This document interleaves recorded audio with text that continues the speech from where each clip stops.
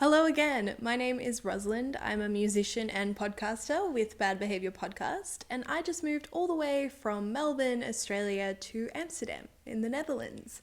It's been 3 weeks now, and it's been amazing. I love the city. I love the people. It's been so good. I decided to do a video diary project for the first year just so that I could look back. It's really easy to forget the emotions and the ups and downs of something like that. I'm planning on posting another vlog, which will be like my first month in Amsterdam. I've been looking into recording some music. I've been meeting lots of people, doing lots of things, doing lots of exploring. So if you're interested, it will be out in a couple of weeks. I actually had a few people reach out to me on Instagram asking some really specific practical questions. So I just thought, why don't I make a video where I just put all the different things that I think you should know if you're moving to the Netherlands into one place for people to find, and maybe that will be useful for someone. Obviously, disclaimer, I've only lived here 3 weeks. There's probably a heap of stuff that I don't know that I'm forgetting, or maybe some tips and tricks that I haven't really come across. For now, let's dive in to 10 things that you should know when you're moving to the Netherlands. So the first is pretty straightforward. Visas. I feel like this is true for anywhere that you move. If you're moving to another country, you should definitely check in with what the visa requirements are to live and work in that country. I'm extremely lucky. I am a citizen of the EU, so I was able to just walk into the Netherlands and I'm eligible to work freely here. I know that that's not the case for other Australians. They've had to do working holiday visas or partner visas or get sponsored by their employer. Definitely look into it before you even do anything else, just so that you can plan ahead for anything that you need to do to make that happen. Quite a few people asked me how I found a job before I arrived in the Netherlands. I had a few things going for me. The first is that, again, I'm an EU citizen, so I wasn't looking for sponsorship, but also I'd already bought my ticket. So whatever happened with that conversation with a potential employer, I knew I was going to be in the country at that time, and they did too. So there was a lot less risk for them. I was already coming. So I did it all through LinkedIn. I found the interview process very different here than it is in Australia. So that was something that I kind of had to adjust to. I was also doing interviews at like 10 o'clock at night in order to match the time zone. So definitely look into your time zone so that you know if you can say yes to an interview straight away or if you need to offer an alternative time. Start looking as early as possible so that you start to get an understanding of what wage you're looking for, what's fair. Obviously, it's very specific to your industry and your experience. The other thing to think about is also the 30% ruling. So that is a ruling that says if you move to the Netherlands from a certain distance away, you may be eligible for 30% of your wage to be untaxed, which can make a huge difference at the end of the day. I'm unfortunately not eligible for it because I work part-time due to my other projects, but I know people who have it and have said like it's been really great to have that in their back pocket. If you're not sure if you're eligible once you have your job, there's a lot of different accountants that have contact me pages on their website. You can just shoot them a message and say, these are my circumstances, this is my wage, this is where I moved from, am I eligible? And they'll pretty much give you a yes or no and then help you out. The next point is finding a place to live. I had quite a few people ask me how I found this place before I arrived. Facebook. I found my current place through a queer housing group. There are a lot of different housing groups on Facebook. I'm looking for a long-term place at the moment, and that's really how I'm finding it. I've heard that it's a lot easier to find an apartment if you look for an apartment itself through an agency. I'm just looking for a room in a share house. I would really recommend getting a sublet before you come. It's worked really well for me. This place is lovely. My housemate is really lovely. So it's been really good so far. I'm hoping that I can find a place that is as nice long term. One thing to mention is that if you are planning to stay longer than 4 months, you do need to register. So basically, to work here, you need a BSN. A BSN is your government identification number, basically. So like an Australian tax file number or maybe an American social security number. It's really important that you get that. In order to get it, you need to have an address in the Netherlands that you can register with. Landlords have to pay tax depending on how many people live in the house, I think. So some places don't offer registration if they're shorter term. definitely something that you need to look into, and you should find a place that has registration. If you can't find a place that has registration, it is possible to get a short-term BSN number. If you're staying for less than 4 months, you're allowed to get an R&I registration. Basically, that's a non-resident registration, and you register with your address in your home country, and you get a BSN number that you can use exactly the same way as a resident registration number. However, an R&I registration is only eligible for 4 months, so you do need to transfer the R&I registration to a BSN registration within that time. That's how I got around the fact that I didn't find a long-term place to register at straight away, but it does mean that now I need to make sure I find a place that has registration so I can switch it over. There are a couple of appointments that you should book before you leave. So I mentioned the registration thing. Registration appointments can be booked up for a couple of months in advance. I booked 2 months before I left the country, and the first appointment was the Monday after I arrived, so it worked out really well. So definitely look into it before you leave. It's so much easier that I did that because it meant that I started work the week after I arrived, and I wasn't waiting for months to get my BSN and not eligible to work, and it just would have been so messy. The other appointment that you should think about doing is your DGID. This is only relevant if you're doing the R&I registration, by the way. It's really annoying not to have a DGID. Basically, it's like an Australian MyGov. It's like an app on your phone and an account online where all your government details and applications and your vaccination records and everything sort of sits in. If you have a BSN, it's very easy to get. You just apply online, it's done. If you have an R&I, so a non-resident registration, you actually have to go in and see someone and verify your identity face to face. It's so annoying not to have it, and I didn't realize that I would have to go in, and so my appointment is not for another 2 or 3 weeks. Just book it for pretty soon after you get your BSN number. You get it on the same day that you go to your appointment, so just book it before you leave. It's just so much easier. I wish I had done that. So you will need to open a bank account here in the Netherlands. A lot of stores don't accept Visa or MasterCard payments. You have to use a Maestro or VPay card, which is basically just a debit card here in Europe. I went and got my BSN registration.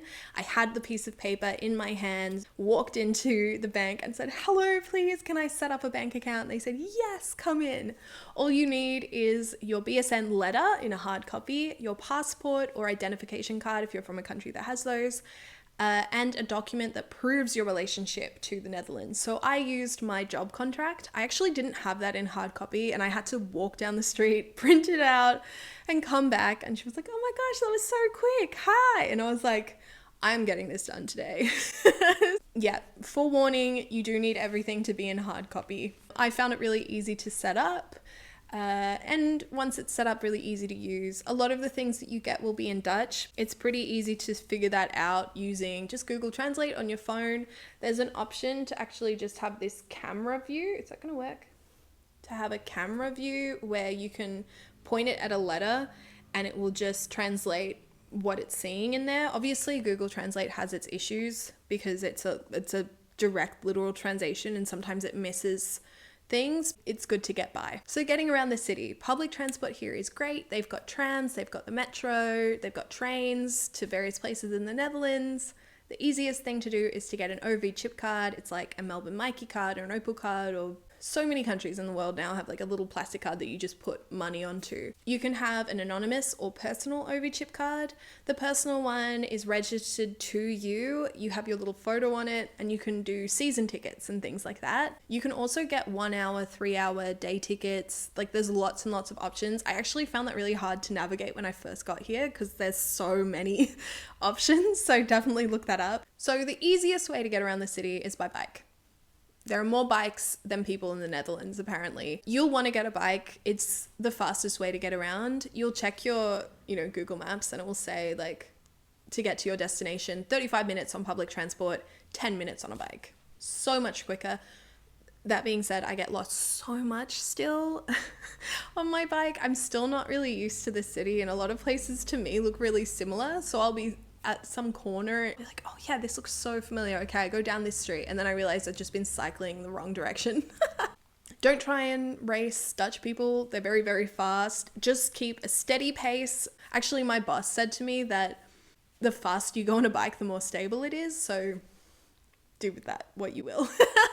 I have a whole story about the first time that I used my bike. I'll put that in my blog though, because I feel like this is supposed to be informative. I ended up using SwapFeets, which is a subscription service. You pay every month and they provide you with a bike. They do all of your servicing. If there's any issues with the bike, they will replace it with another. If it gets stolen, you pay a fee and then they give you a new bike straight away. I haven't ridden a bike for 8 years. I don't know anything about bikes. It just felt like the safer option for now, but I know I'll definitely want to buy my own bike later on. I had someone say that your bike is your personality, so why would you want to get a subscription? So, I mean, people take bikes seriously. Also, if you do decide to go down the route of buying yourself a bike, there is a version of like Gumtree or Craigslist that they have here. I think it's called Marketplace, something. Definitely, if it's really cheap, it may be stolen. There is a register for stolen bikes. If you're found to have a stolen bike, you will get fined. Double check before you buy. So I moved to the Netherlands in winter. It's really cold.